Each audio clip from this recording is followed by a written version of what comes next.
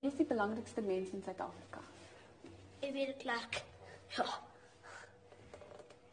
Is daar swart kinders in julle skool al? Nee, hulle kom 1 Augustus na skool in.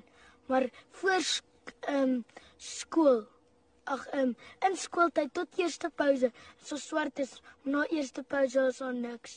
Hoekom? Want ons gaan hulle doodslaan. Hoekom? Dan mag jy na skool wees nie.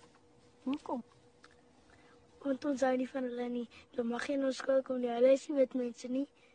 Hulle praat dan swart taal, hoe kan ons verstaan?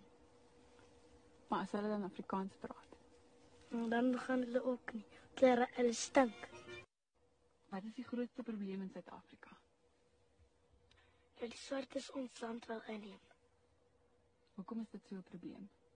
Want hulle sê dis hulle land. En dink jy hulle is verkeerd? Ja. Wat sou jy sê as jy swart kinders in jou rugbyspan gehad het? Ja, so wil dat soms. My ma wil nie Jacques met langs 'n swart seentjie of dogtertjie sit nie. Hoekom nie? Nee, hulle hou nie niks aan swartes nie. En jy? Hoekom hou jy nie van swartes nie? Hulle is net nie vir my reg nie. Maar wat doen hulle wat nie reg is nie? O, ek weet nie. Net ek moet Ek dink. hulle slagplakkaat as jy ooit sien.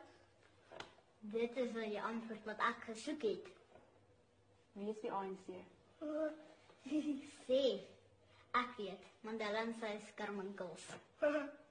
Dis is net wat altyd sê. Wat is 'n skermwinkel? Dieme.